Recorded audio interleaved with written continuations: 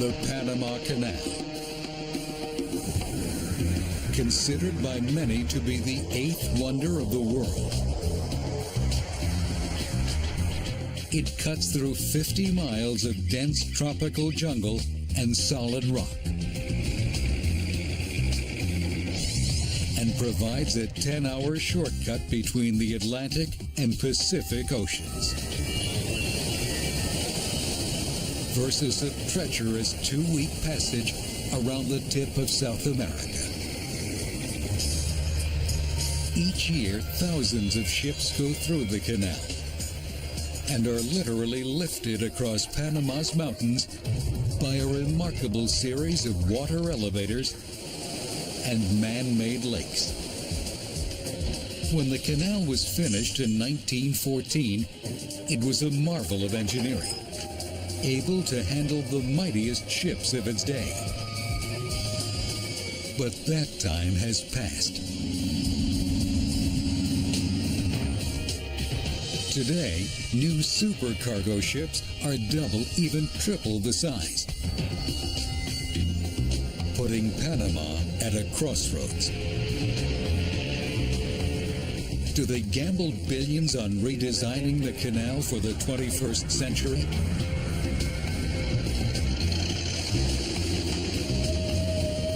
Or lose billions in revenue from all the ships the canal can't handle? The very future of that country could be riding on that decision.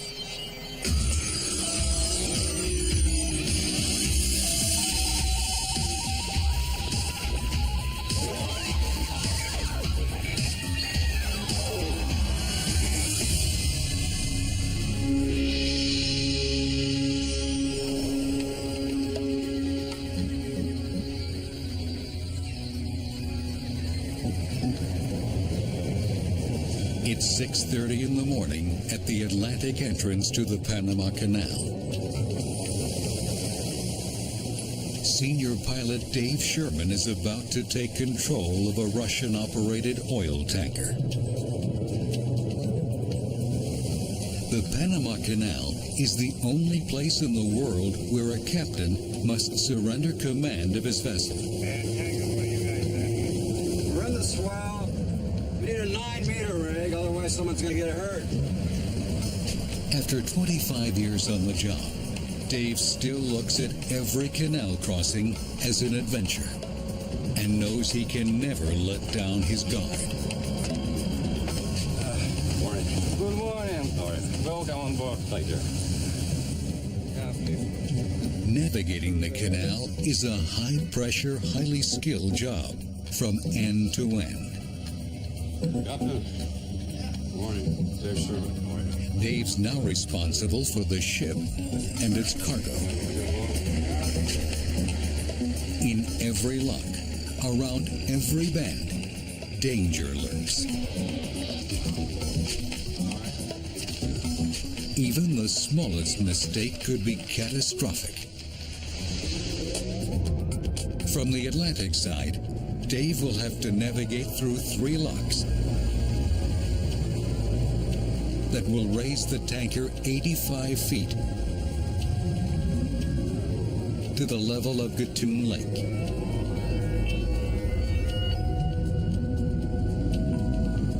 At the other end of the lake, another set of locks will lower the ship back down to reach the Pacific.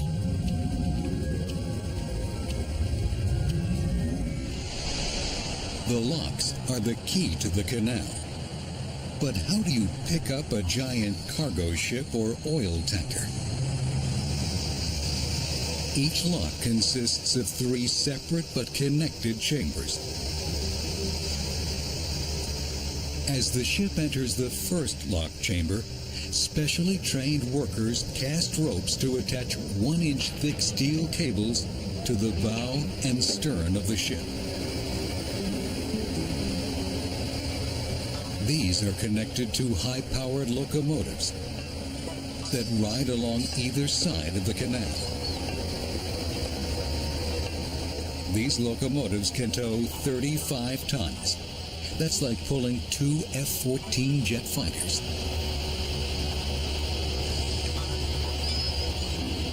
But it's going to take 6 locomotives to guide this 65,000-ton ship into the lock chamber.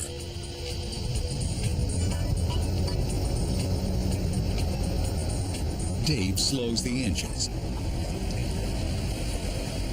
It's here in the locks that his piloting skills first come into play.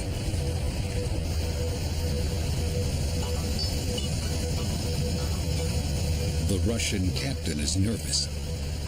His ship is 105 feet wide. Each lock chamber is 110 feet wide. That leaves only 2.5 feet of clearance on either side.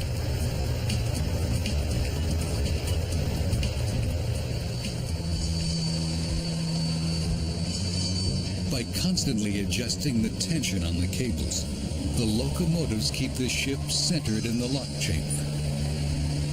Their movement must be perfectly synchronized to keep the cables taut.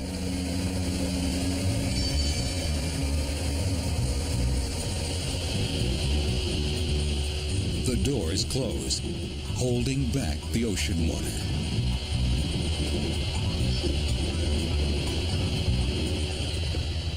Up in the nearby control tower, operators turn the valves, releasing fresh water from Gatun Lake to raise Dave's ship.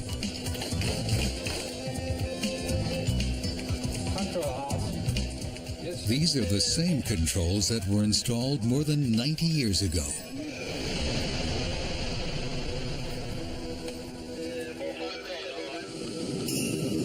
Gravity pulls the water down from the lake and sends it into the lock chamber through 100 man-sized holes in the floor.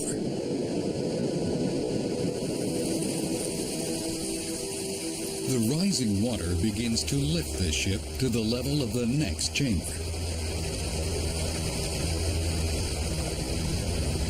The water must fill evenly.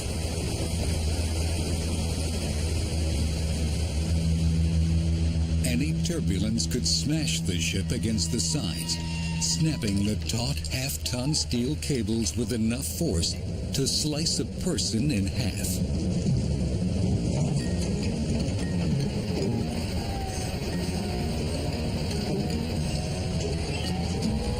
Once the ship has been raised, the locomotives climb to the next elevation.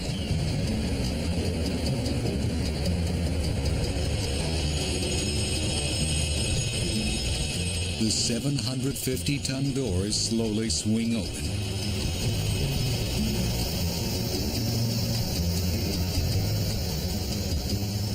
The process is repeated until the ship has reached the level of the lake, 85 feet above the Atlantic.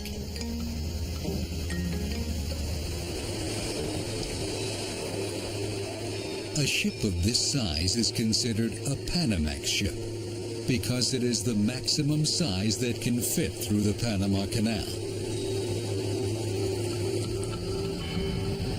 When the canal first opened in 1914, the size of the locks in Panama actually set the standard for shipbuilders.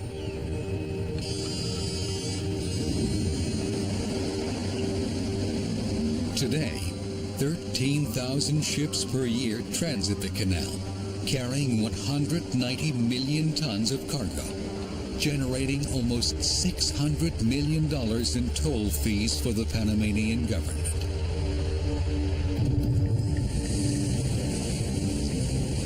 But the Panama Canal has a problem. The world of commercial shipping is beginning to pass it by, literally. The new supercargo ships are too long and too wide to fit through the canal. But they are a sign of things to come. They are capable of carrying 3 times the cargo and are hundreds of feet longer and wider than the largest ships the canal can handle. Either the Panama Canal grows with the commercial shipping industry, or it will be left behind. These super ships are leading the container and bulk cargo business. Today, they make up 20% of the ships at sea. By the year 2020, that number will at least double. For these megaships, it's as if the Panama Canal was never built. The U.S. began relinquishing control of the canal to Panama in 1979, making this tiny country of only 3 million people a major player in international commerce. And yet, few suspected the true cost. They would soon discover that their golden egg had lost some of its luster. Not only were they losing business to the supercargo ships, but the canal itself had become dangerously run down. Major improvements were needed, and quickly, simply to keep the Panama Canal open. The Panamanian people play the most important role in our decision making. The canal is extremely important for Panama. So the benefit that any expansion on any program that we put forward has to benefit the people. Many of the improvements are already underway. 100 more powerful locomotives, each costing $2 million, now guide the ships through the locks. A fleet of stronger, more maneuverable tugs is already escorting vessels, like this 80,000-ton container ship, through the narrowest part of the canal.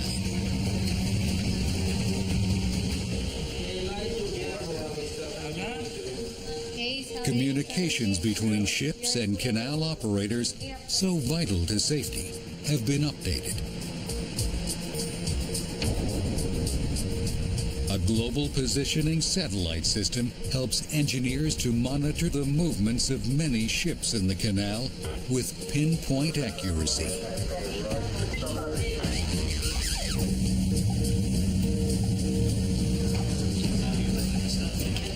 And in the near future, an onboard tracking system will become mandatory.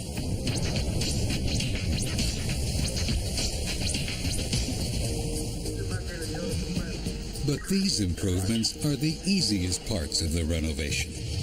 Far more difficult ones lie ahead, such as widening the canal where it cuts through Panama's mountainous spine. It is a daunting challenge, both in its scale and in its projected cost, $7 billion. Panamanians could be gambling with the very future of their country. And yet, do they really have a choice? Bulldozers will have to clear-cut thousands of acres of jungle at both ends of the canal. Excavators will need to dig deep into the earth, through thousands of feet of unstable rock and mud.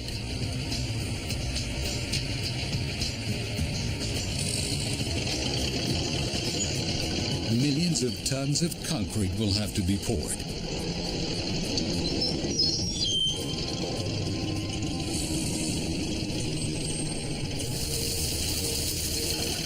But the biggest engineering challenge of all will be building brand new locks next to the current ones. Locks big enough to handle the new megaships. These new locks will need to be 3 times the size of the originals, making them the world's largest. We are using technology today that back in 1904 didn't exist. And I think that we can solve the engineering problems that we are facing in an engineering way. I think that there are solutions to that. Yeah, what's the status of S01 tugboats? Back on the oil tanker, 2 hours have passed since Dave guided the ship out of the locks and into Gatun Lake. It's a freshwater lake that covers an area 6 times the size of Manhattan. The lake is the great engine that powers the canal. It pumps 55 million gallons of water into the locks to lift and lower each ship through the canal.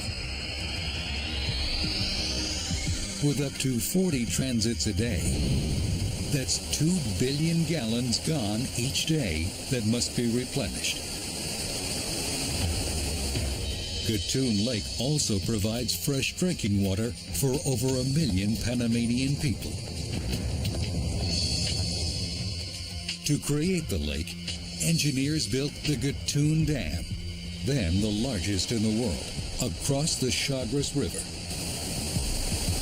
It was a remarkable feat of extreme engineering.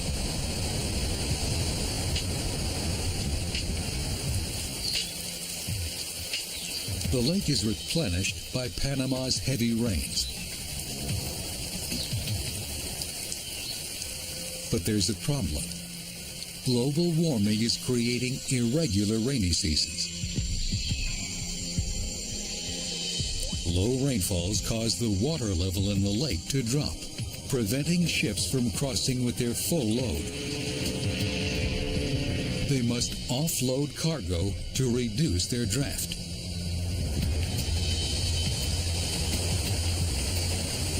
Ironically, too much rainfall also causes major problems.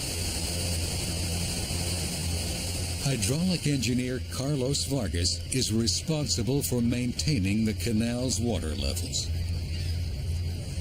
If we couldn't open the gate and the lakes go too high, the locks itself will be flooded and the Panama Canal operation will have to be stopped to repair and to release the water, and that caused damage to the clients and to the image of the Panama Canal. Ideally, the water level on the lake should be 85 feet above sea level. Senor Vargas sees that today the level has climbed to a dangerous 87 feet. He calls for immediate action. Hola, este es Carlos Vargas, manager de hidrología. IP 2204-428, por favor. Enormous engines inside the dam wall now lift one of the dam's 52-ton steel gates.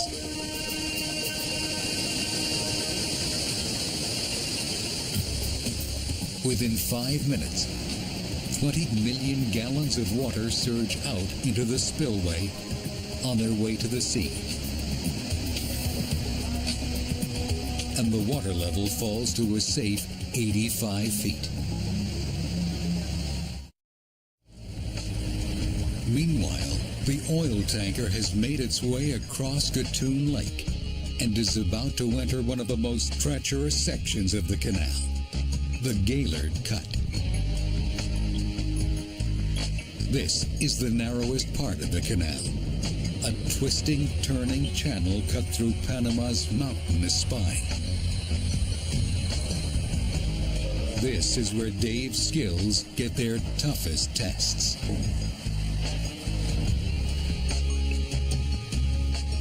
These mountains were the reason why the canal project almost never happened.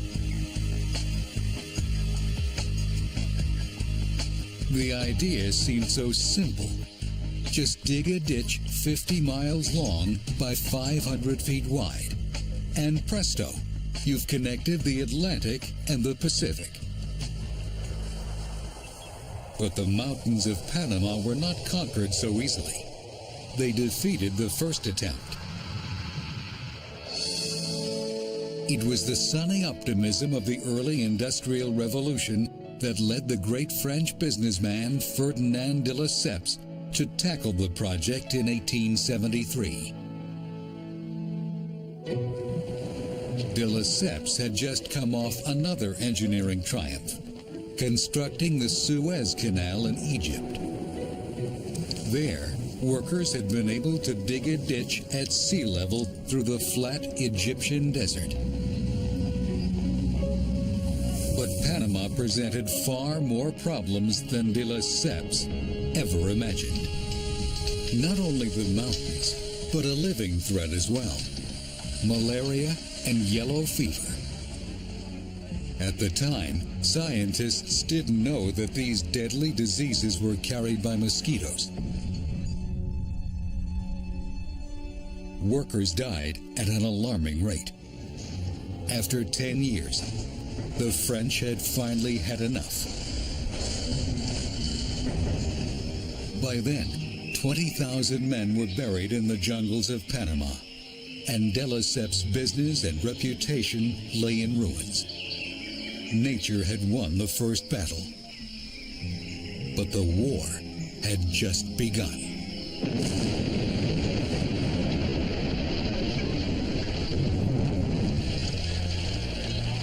The next visionary to take up the cause of a Panama Canal was a real soldier, Theodore Roosevelt.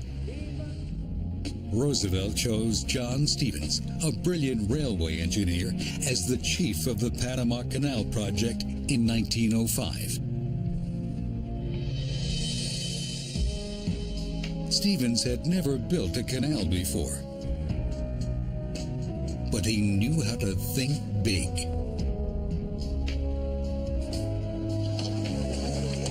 The first thing he did was to stop all construction work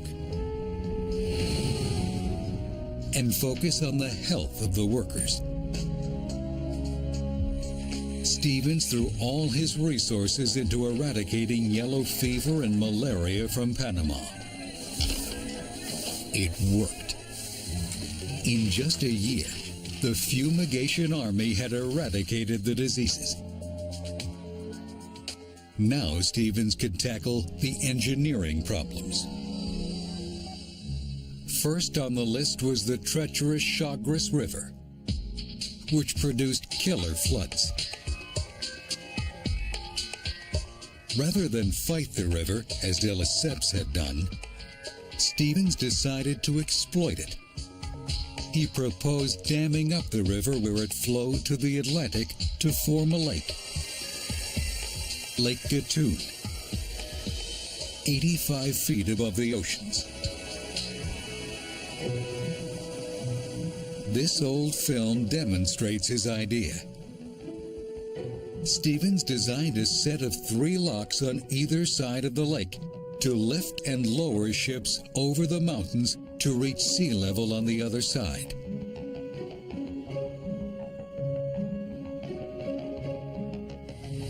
For their time, Stevens' vision and the lock scale were monumental.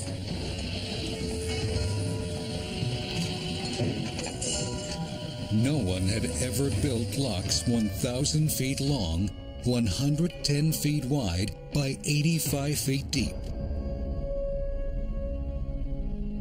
With 18-foot diameter water pipes big enough to hold a railroad car. Each swinging lock gate would be 65 feet wide and 7 feet thick. Manufacturing the massive amounts of steel for these gates soon kept every steel mill in America busy. It took 4 years and a workforce of thousands to complete the locks.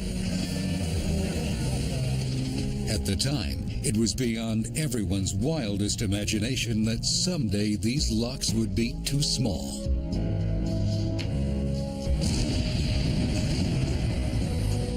Meanwhile, armies of men were trying to blast, dig, and shovel a channel through the mountains.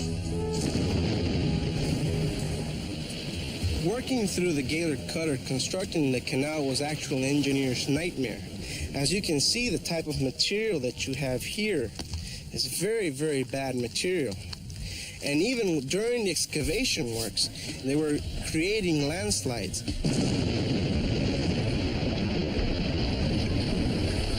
After every landslide, the workers had to dig out. By the time they finished carving out Gaylord Cut, they had enough dirt to fill a trench 55 feet wide and 10 feet deep from San Francisco to New York City. The Panama Canal finally opened in 1914. It had taken 30 years, $400 million, and more than 30,000 lives. It was heralded as a marvel of extreme engineering, a testament to the unlimited potential of human ingenuity. Connecting these two large oceans is basically almost the same feat as putting maybe a man in the moon, the same target, the same determination. Few people going through the canal today know the extent of human sacrifice required to build it. Certainly the past is not on Dave's mind as he pilots the oil tanker. He's now halfway through the Gaylord Cut, in the narrowest part of the canal. Any mistake now, even the slightest wrong turn, and you could ram a rock face and crash the ship. Is this your radio? Can we maybe get rid of that frequency? Yeah. But for those without Dave's 25 years of experience, there's a safer way across the canal. Roger. Slow ahead. Slow ahead. In a 360-degree pilot simulator, one of only 4 like it in the world. In effect, it is the greatest arcade game of all, giving a pilot in training the full experience of a virtual canal crossing, complete with every nightmare scenario, from thick fog to loss of power, collisions. Come on, we're heading for the bank. I need you now. Heavy swells, and 100 more dangers. Right now, pilot Jeffrey Robbins has his hands full. He's guiding a virtual oil tanker through Gaylord Cut. Amistad, I need you. And he's just lost an engine. Come on, get that line up. He radios the captain of a nearby tug for help.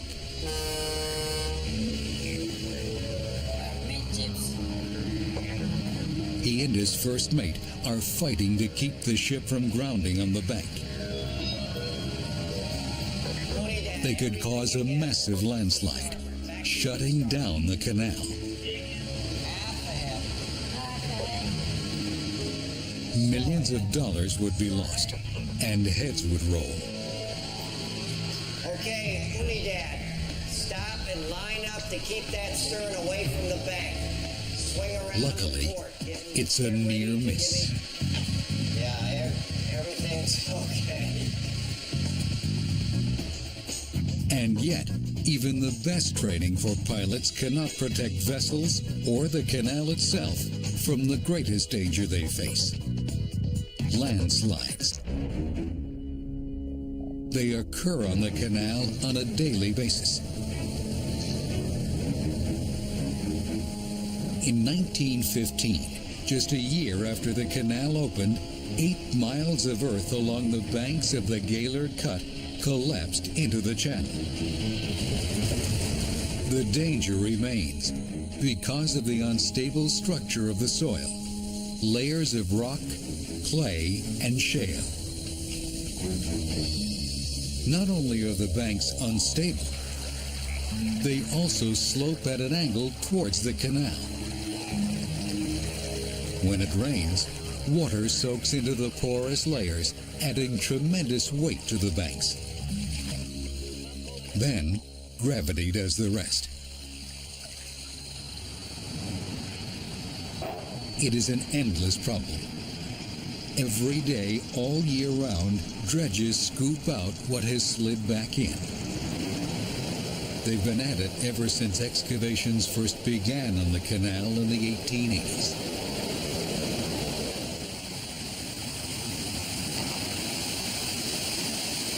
Today, state-of-the-art dredgers like this one can haul 125 tons of mud and rock in a single scoop.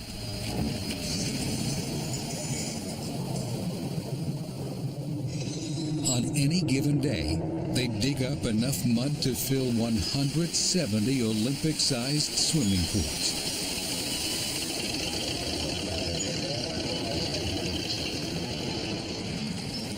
If engineers start widening and straightening the canal for the megaships, they'll have to dredge out enough mud to fill up millions of swimming pools. I think that the earth moving, which is the name of the game here, is going to be key. As the ships get larger and the draft gets deeper, dredging will be required to be more precise, and the demands on the production will be greater. But dredging alone won't be enough to widen and deepen the canal.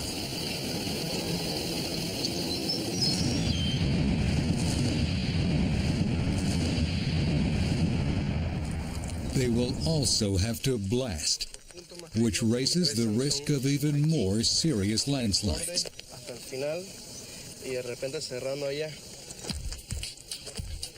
But engineers have no alternatives, so it's a risk they'll have to live with.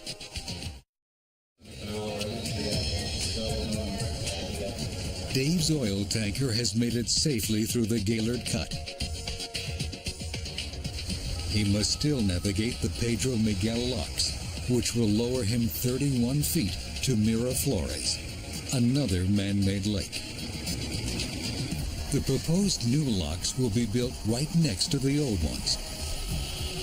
Smaller ships will continue to use these old locks, while in the future, megaships will use the new ones. Construction of these new locks is the greatest challenge facing engineers. To find the best possible design, Panama has created an engineering competition rivaled only by the contest to rebuild the World Trade Center site. 2 design teams have emerged. An American team will create a design for the canal's Atlantic locks, and a European team will conceive the locks for the Pacific end. The American team is the canal's original builders, the U.S. Army Corps of Engineers. They're excited to do it all over again. If you're a civil engineer and you love big projects, it just doesn't get any better than working on the Panama Canal. For the 85 years that America controlled the canal, Panama's geology was always the biggest headache. And geology is going to determine how the Corps builds the Atlantic locks. The Atlantic side has the softer rock. Pacific side has very hard rock, and that means that makes a lot of difference in the type of structure that you design. To construct new locks in the soft, unstable rock, the Corps is looking at new technologies. Now in use on the Ohio River in Olmsted, Kentucky.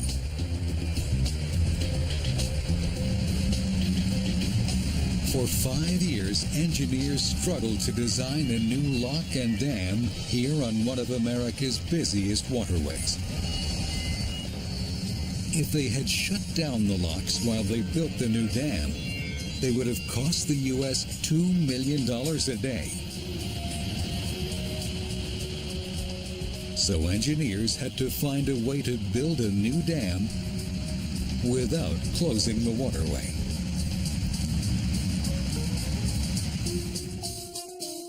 They went back to the drawing board and finally came up with a radical proposal: to construct the dam in the wet. Trying to eliminate use of copper. Instead of building a massive dry construction site in the middle of the river, they prefabricated sections of the giant structure on land. then floated them out into the river, where the buoyancy made them 10 times lighter. Then they assembled them like Lincoln logs. The same method could be used to build the Panama Canal's new Atlantic locks. But the canal's new Pacific locks face a different problem. Powerful ocean tides. Twice a day, the tides at the canal's Pacific entrance rise and fall 22 feet, putting enormous pressure on the gates of the locks here.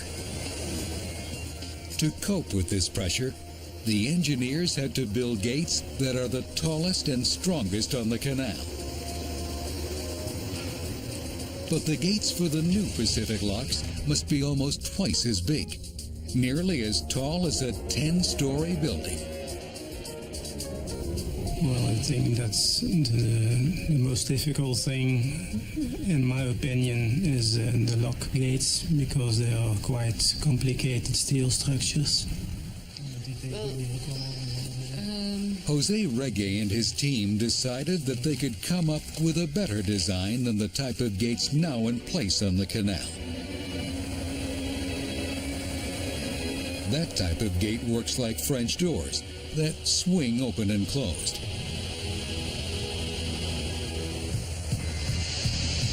Instead, Reggae chose a design that's in use today in Antwerp, Belgium, in what are currently the world's largest locks.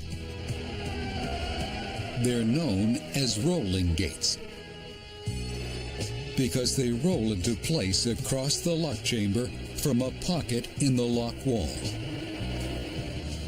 Only inside do you get a sense of what a monster this Belgian gate is. 2/3 as long as a football field, 7 stories high, and 60 feet wide. It makes Panama's lock gates look like the doors of a dollhouse. In dry dock, this gate weighs 1,500 tons, as much as 5 Boeing 747s. But as heavy as each of these gates is, it would be just half the weight of the proposed new Panama rolling gates.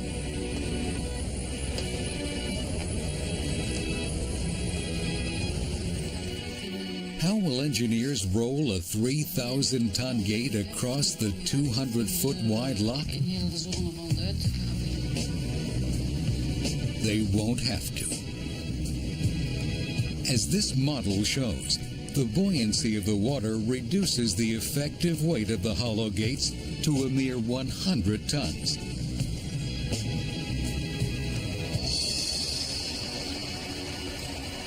But before any designs can be approved, they must be tested using scale models in labs like this one in Mississippi, run by the Army Corps of Engineers. Working here at the Corps' research lab has really been enjoyable for me. Oftentimes we have been accused of being big boys with big toys, when it really is a lot of fun, especially when we see something that we help design and make a lot better. Engineers test how well the new locks will fill up and empty under heavy water pressure.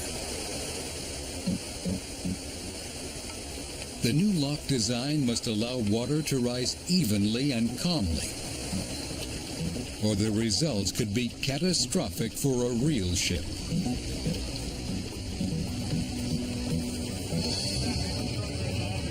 The threat of an accident is never far from the minds of the canal's engineers and pilots like Dave Sherman.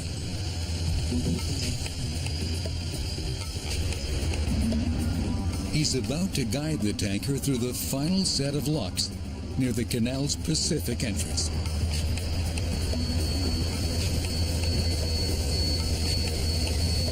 The canal crossing has cost the tanker's owner $295,000 in tolls. But that's a whole lot cheaper and safer than taking the long way round. But before engineers build a shortcut for the new megaships, they're going to have to solve one more problem. This one could be the killer. What will power the locks?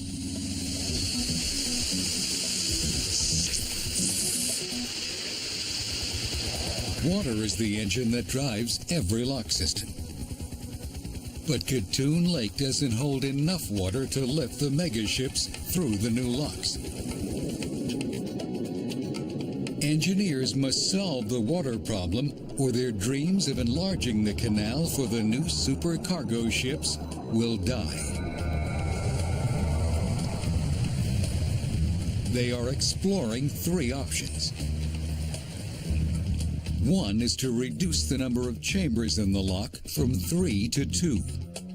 Fewer chambers will save water. But one less chamber also puts the drinking water of millions of Panamanians at risk.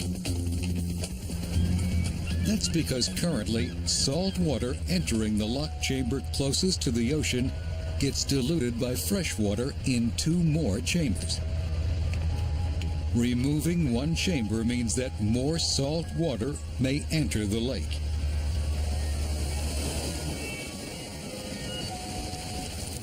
But there's another possible way to solve the water problem. Create a new lake by building another dam on a nearby river.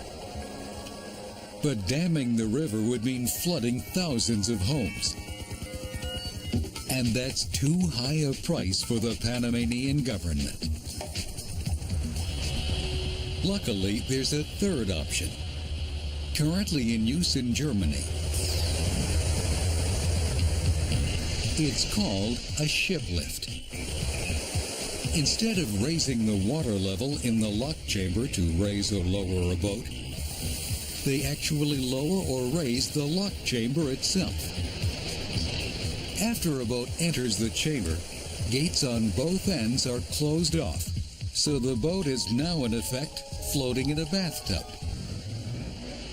The chamber is then raised or lowered to the next water elevation. The gate at one end opens, and the boat continues its journey. The best part is that no water is wasted. But these boats weigh 1,000 tons, a mere 1/60th of the ships in the Panama Canal. Engineering a lift mechanism strong enough to lift one of these ships would be beyond extreme.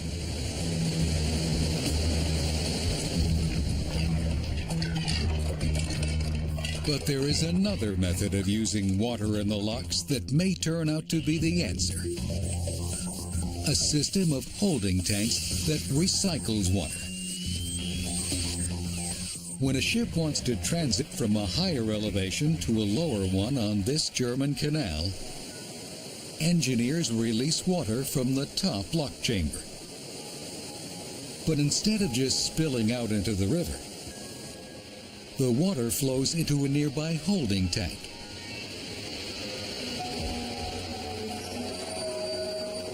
Then, when another barge needs to be raised to a higher level, engineers can use the recycled water in the holding tanks.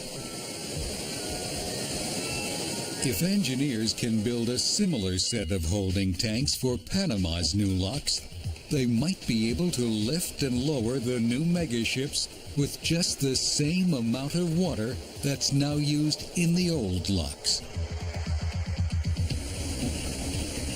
But even if engineers can solve the problem of water power, they must still confront a terrifying natural threat that could overwhelm all their efforts. Earthquakes. Panama has recently been experiencing an increasing number of tiny earthquakes. Earthquakes occur when geological plates grind against each other. Panama lies dangerously close to 4 of these massive plates, but has not been hit by a major quake since 1882.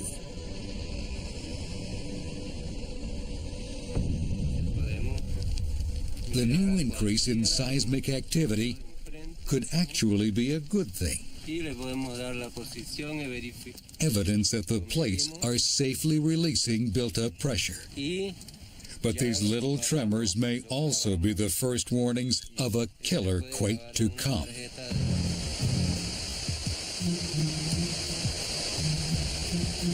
The most dangerous effect of any quake would be to damage the Gatun Dam. If the dam cracked open, the lake would be bone dry in 6 days, and the canal would be out of commission for 3 years. That's how long it would take for rainfall to refill the lake.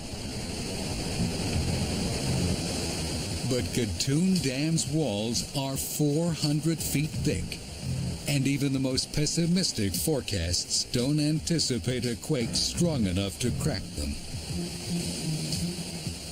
Even so, both design teams are working to minimize a quake's impact on the new locks. If you should ever have an earthquake and the structure has not been designed for it, taking into account the high water pressures and the high water heads, it would be a disaster if anything happens with the locks. Engineers recognize that any structure subjected to a major earthquake will suffer some damage. But their goal is to prevent a complete collapse. Could the new giant lock survive a killer quake? A possible disaster scenario might look like this. The year is 2030. The world's biggest locks are up and running. Operators in the control tower carefully monitor the locations of all 68 ships in the canal.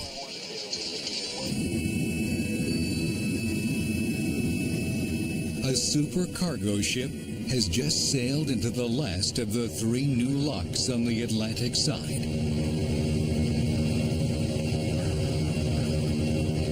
When suddenly it hits. A devastating earthquake measuring 8.6 on the Richter scale.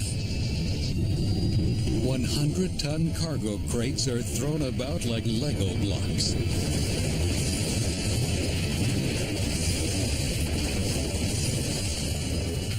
Emergency Operations Center. Hello, ma'am, please. Clear the lock. Operations Center. Engineers immediately shut off the flow of water into the locks.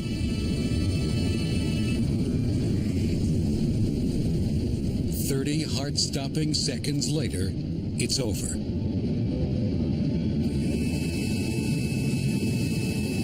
The locks have sustained some damage, but they still work.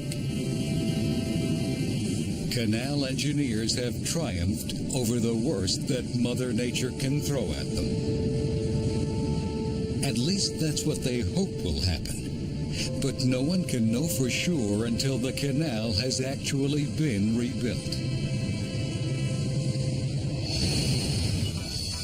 It's 6 p.m. as Dave Sherman steers the oil tanker out of the last set of locks and into the Pacific Ocean. It's taken 10 hours, but his job is now done. One day in the near future, Dave could be piloting a ship twice, even 3 times the size, through a wider, deeper canal. But enlarging the canal presents challenges that outstrip even the terrible problems that plagued its original construction 100 years ago. Certainly, the project is a huge gamble, but the winnings could be extraordinary. A bigger canal would catapult Panama back onto the world stage as one of the real power brokers of international commerce. The entire world awaits a new Panama Canal. When the first supercargo ship steers into the first new lock, it will change the way we travel and the way we do business. just as the original Panama Canal, when it connected the Atlantic and Pacific Oceans, changed the very face of the world.